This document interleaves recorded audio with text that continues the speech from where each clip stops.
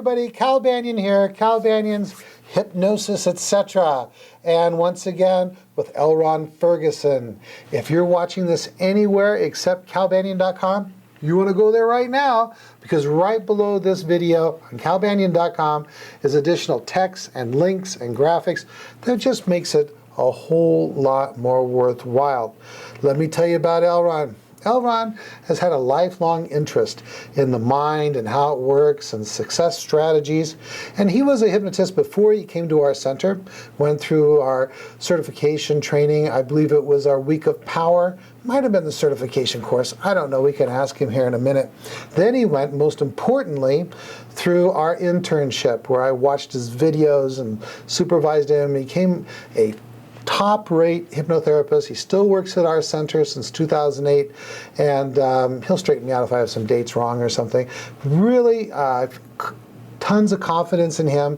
We refer clients to him all the time. He helps helps me teach my class, and we just have a good time. How you doing, L. Ron? I'm doing good, Cal. Has it really been since 2008? Hey, I think so. Time flies. I'm gonna run out and look at your certificate and see. Yeah, no, it is. It is. It's been a while. Gosh, Wow. like almost 4 years. Yeah, there went my 20s. It's like you've grown up in front of me. My dear boy.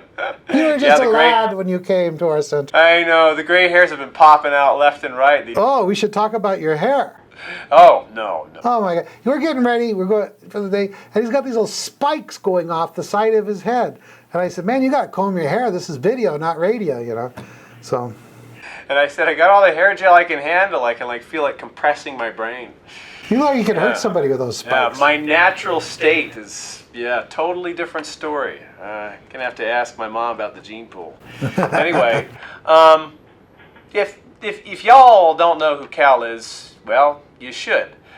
Cal is one of my favorite hypnotherapists in the world.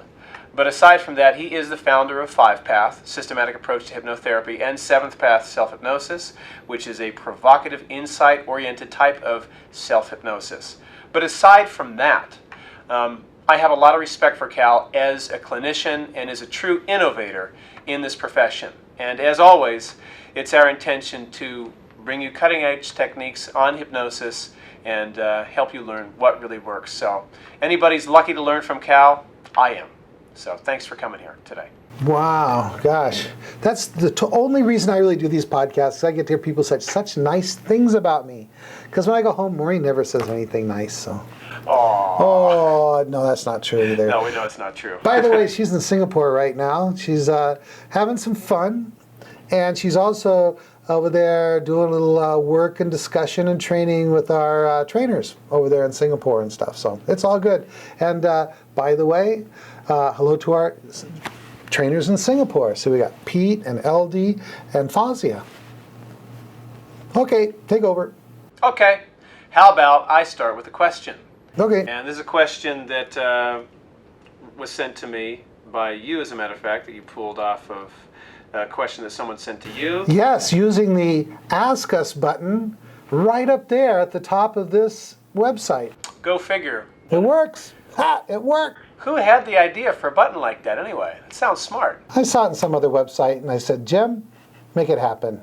And then he tells Dean, make it happen. And then Dean does it. Those are our two IT guys. Yeah. So here it is. Hello, Cal. There's a typo here. I recently got, the essence of it is I recently got a certificate stating clinical hypnotherapist, which came from an NLP and life coaching place. I've been trying to find out what the difference is between hypnotist, certified hypnotist, and clinical hypnotherapist. And whenever I look on the internet, I get more confused. I love watching you and plan on taking advanced courses soon. Could you please clear it up and clear up the confusion for me? Thank you. And I'd like to add to that list, consulting hypnotist. Oh, and my personal favorite, master hypnotist. Oh, I just love that one. Hey, I'm a master hypnotist, or I'm a master hypnotist trainer, or I'm a master hypnotist and professional fisherman trainer. Yeah. What are your 2 cents on that, Cal? What's the difference anyway? What's the big deal? I just want to be the master hypno guru of the universe. That would work. I want to have that on my business card. That's right. And then I want to have an acronym for that. You Yeah. know? MCGOU. Mgu. L. Ron Ferguson, MCGOU. Veteran and Umagu. PhD. All right, let me tell you guys out there, because there's a ton of confusion about this. Now, here's the deal. Every hypnosis organization in the United States and most places around the world are independent organizations. They're either nonprofits or private entities, and there is competition between them for membership and for people to go to their conventions and stuff like that. They're not government entities. And so, as a way of private enterprise, for a long time, and the times they are changing, they are, but they'd try to come up with the coolest names. Like, might have started off with Hypnotist, and then some other organization said, no, Hypnotherapist. And someone said, oh, that is so cool, because everyone knows you got to have a lot of education and training and be really smart to be a therapist. So they said, oh, I want to go to this school or belong to this organization where I can get hypnotherapy certification. And then other people say, well, actually, when you complete my training, you're going to be a hypnoanalyst. Oh, analyst. That really sounds good. So there's therapists and there's analysts. So then they'd go get that certification. And really what it was who could come up with the coolest name. And so then there's also hypnotists, and then of course you had to have certified master hypnotist. And so all of those different names really meant you've been trained and certified by some independent organization, and that's what they call the people that they certify. And it really means nothing more than that. Now but things are changing, and that is, government is growing larger and larger, and sometimes that's a good thing, and sometimes, and most of the time, it's a bad thing. And other organizations such as American Medical Association, American Psychological Association have always had this turf war, and they've wanted to protect this name therapist. So hypnotherapist, psychotherapist, and they really, really hated the use of hypnotherapy, unless you were a licensed something else, like psychologist or social worker or something like that. And what I think is most brilliant, and I didn't think it was going to catch on, but now I'm starting to think it's going to catch on because I've been watching in the background what's been going on. Because there's certain organizations that they'd call their people that are certified clinical hypnotists. Ooh, that clinical's really, really bad in my opinion, because it implies that you do medicine. You have a clinic, and you can get busted for practicing medicine without a license even more readily than you'd ever get in trouble for practicing psychology without a license. So words like therapist and clinical are really, I think, starting to fall by the wayside. It's going to take a while. And simple terms like hypnotist, and probably one of my favorite ones, and I was resistant to this in the beginning, but now I'm starting to think that it was the right decision, and that is the National Guild of Hypnotists has been promoting this new title for a few years now, consulting hypnotist, because we wanted to have something that would differentiate us from the people who do entertainment or stage hypnotists. If you just say I'm a hypnotist, people think of the stage stuff. So Dr. Dwight Damon, one of the great minds in the profession, who's been around for a long, long time in this profession. If you don't believe me, just read his book, Hypnotic Recollections. He came up with this consulting hypnotist, because consulting isn't a protected title. And that's really what we do by and large, is we consult with clients, find out what changes they want to make, and then either teach them how to do self-hypnosis, or we use the hypnotic techniques that we know to help them reach their goals, overcome their troubles, and things like that. So here's what it is in a nutshell.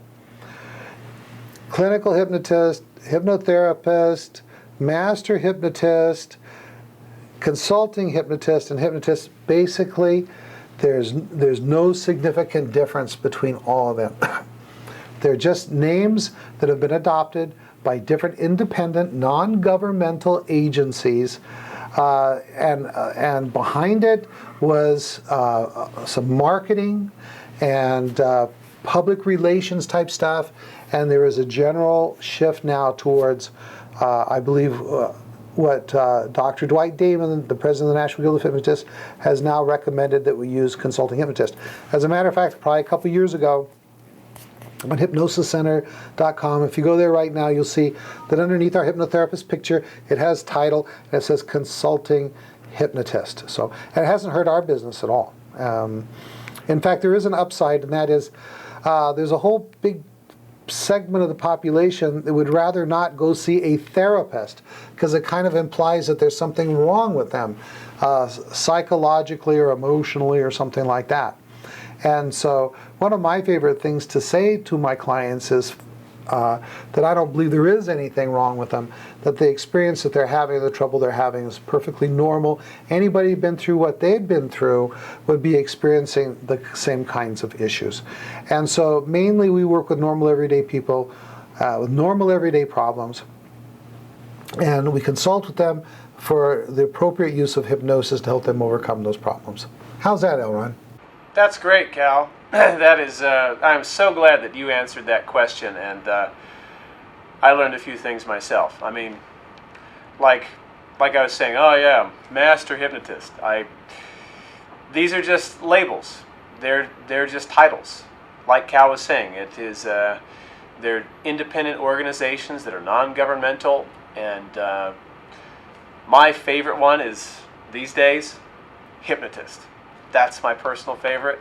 I might change in the future, but right now, that's what I'm going with. I really like that. It's classic, and it suits me. What do you think of that, Cal? Hey, I think we agree on something. All right. Hey, hey, I want to do a little congratulations here. Can I do that? Are we done with that topic? We are done. Okay. Dr. Bruce Eimer, psychologist, who's a five-pather, went through my class a few months ago, might be a year ago, something like that, less than a year ago, and one of my favorite hypnosis, and he's a hypnosis author. He wrote a book about pain management. And another favorite author of mine, especially in my new days in the profession, who wrote The Art of Hypnosis, The Art of Hypnotherapy, Roy Hunter, have come together and they've written a new book, and which I just got a chance to read a proof copy of it and to write on the back, for the back cover of it, and it is The Art of Age Regression. So, and it's going to be another instant classic, I believe. So congratulations to you, Roy Hunter and Bruce Eimer, and I think everything is going to be fantastic. And thanks for letting me do the pre-publication read and blurbing. I was happy to do it. All right, insider thing there. Back to you, Elron. Thanks, Cal. I'm going to do a question. Yes, yes, yes. How about this? My client, has been on a significant amount of medication for a long time. I've heard that this can impact brain chemistry if it's done over a long period of time, that people have permanent shifts in their brain chemistry, and for instance, it's been really difficult for them to be able to feel emotions. For instance, they've been on antidepressants a really long time, and according to this hypnotherapist and according to the client, they're just unable to feel emotions and are just kind of neutral about everything. What are your thoughts on working with people with medication, Cal? And then I'll add my 2 cents after you go first. Okay, I like going first. Let's see here. So, the main issue is doing, affect-driven therapy or hypnosis. So, like doing affect bridge age regression or the time tunneling technique, or doing forgiveness work where they have to bring the feeling up. And I've heard stories about people being on antidepressants, anti-anxiety, and the hypnotist not being able to bring the emotion up strong enough to do the work. Now, I've never had a problem with that. I've had people that have been on antidepressants, I probably had something on antipsychotics, but generally I don't work with people who are psychotic. And so anti-anxiety, anti-depression, these kinds of drugs. And my thought is, if you get them deep enough in hypnosis, then you can suggest that the feeling will come up, and it will come up. I've never had this be an issue. But people out there say that they do. And if that's happening, my thought is the problem is probably not the drug. You know, it's possible, and I just haven't run across someone that's been on the drugs long enough, but excuse me. The thing is, if they're in somnambulism, they can hallucinate feeling the feeling. And the inner workings of the mind knows what events are connected to that emotion. So we bring up the emotion that's connected to the problem, we regress them to that point, they revivify, relive it. And you know what? When they relive this emotional experience from the past, that event in the past, they didn't have the drugs in their system, so they're going to re-experience. This is a hallucination of the fear or the anger or the guilt or the sadness or whatever it is, and then I will continue to time tunnel back from there or affect bridge back from there. And so in all practicality, I've never had enough medication used that stopped me from bringing up the emotion. Now, I have had one or two people that had misused drugs enough to where they were so brain damaged I couldn't work with them. And that's because they were intellectually harmed. I mean, so one was huffing. They had done so much huffing, which is inhalants, that they just could not remain focused. And to do hypnosis, they need to remain focused. In my experience, if you have someone in your chair that you can have a normal conversation with, then they have enough cognitive ability to do the hypnosis, even age regression, even forgiveness work, whatever. But you have to get them in a deep enough level of hypnosis. And one other thing, your instructions need to be congruent. Your tone of voice needs to be congruent with the suggestions that you're giving. And I've seen this over and over where people don't do this right. So it's called the meta message. It's the message that's in the tone of your voice, the speed of your voice, and that kind of thing. When you are asking for an emotion to come up, then you're going to start off with, this is an example, right? You say, in a moment, I'm going to count from 1 to 5. When I get to 5, that feeling that has everything to do with why you came here today is going to come up strong and powerful. 1, that feeling is starting to come up. 2, stronger and stronger. Do you see how my voice became stronger and stronger? So what I'm saying is congruent, and how I'm saying it is congruent with what I'm suggesting. 3, more and more powerful, coming up strong and powerful within you. Then what you do is, if there's any hint that they're starting to feel the emotion, watering of the eyes, tightening of the jaw, whatever it is, blood vessels pounding in their neck, you tell them about that. You say, yes, I can tell you've connected with the feeling because you're breathing more rapidly. And you feed back to them what you're observing. And that makes it even more real to them. 4, coming stronger and stronger. 5, there it is, strong and powerful. And I may even be tapping the person on the shoulder like that to kind of shake loose those emotions. And I say, now we follow that feeling back to an earlier time you felt that way. 5, 4, 3, 2, 1, be there. And then we're going to get into having them do the 5 important things. What's happening? What are you thinking? What are you feeling? How old are you? Is it feeling familiar and new? And in that regressed state, now they can further hallucinate the emotions from the past. Remember, a true age regression is a hallucination. So even if the part of them now is all drugged, then the part of them that's held in the mind from the subsequent events, the symptom-producing event, and the ISE, that information, that experience of emotion is in there. And as I'm talking about that, I just thought of something what I would do. If I was in a situation where the client could not, in that chair, because of been on medication for so long, or because of the high dose of medication, what I would do, I would be very sneaky. And what I would say is, we're going to go back without affect bridge. This would just be like a date-time regression. I say, in a moment, I'm going to count from 5 back to 1. When I get to 1, you're going to be at a time when you were experiencing this problem completely, fully, in a very powerful way. 5, 4, 3, 2, 1. Boom, we'd go back. It might be 6 months. If they've only been taking the medication for 6 months, it might be 6 years. But I'm going to go, boom, go back to that problem, that time in their life where they were having an ISE, SPE, or an SSE, and then they can fully hallucinate.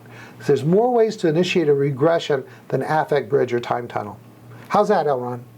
That is awesome, Cal. Thank you. Can you tell I love this stuff?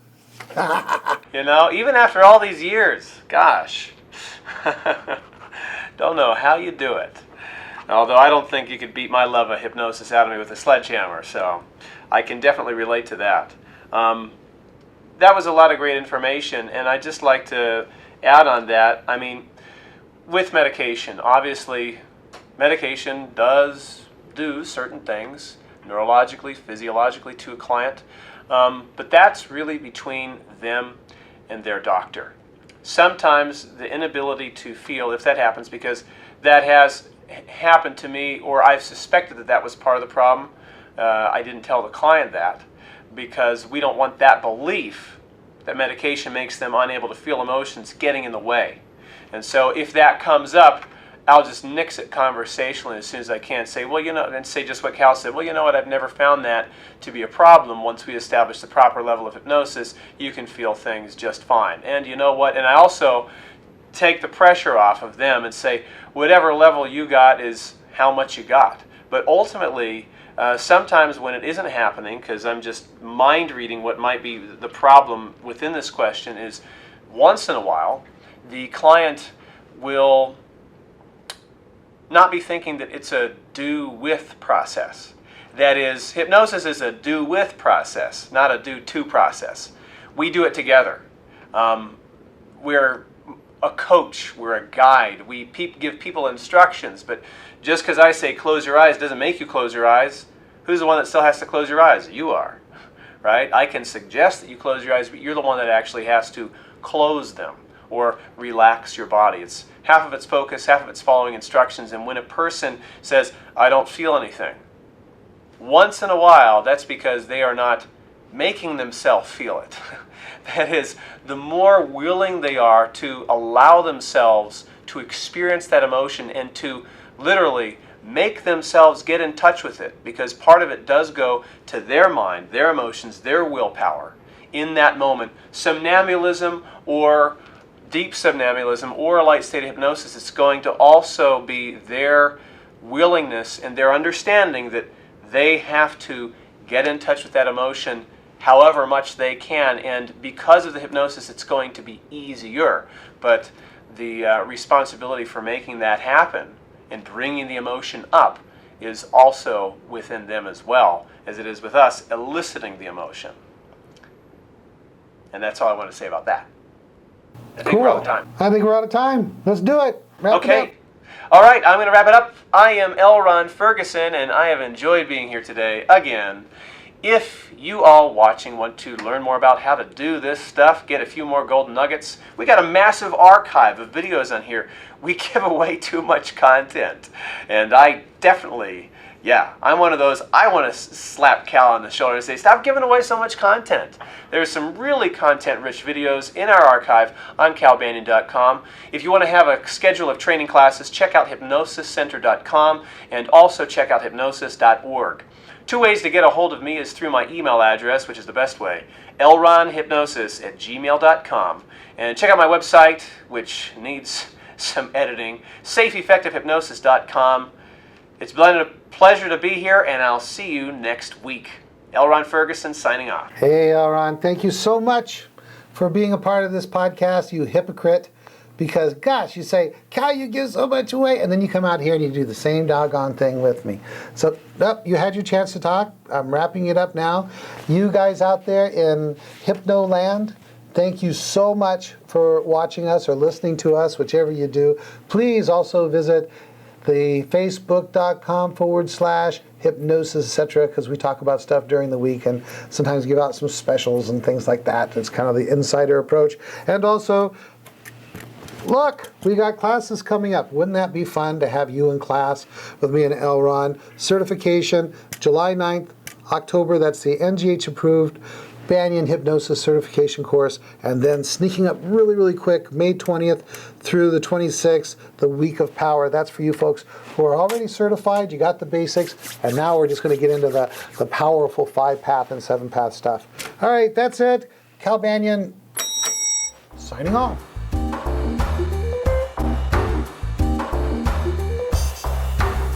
This recording is the property of Cal Banyan and the Banyan Hypnosis Center for Training and Services, Incorporated. All rights reserved, for private use only, may not be duplicated without permission. For contact information, go to www.hypnosiscenter.com.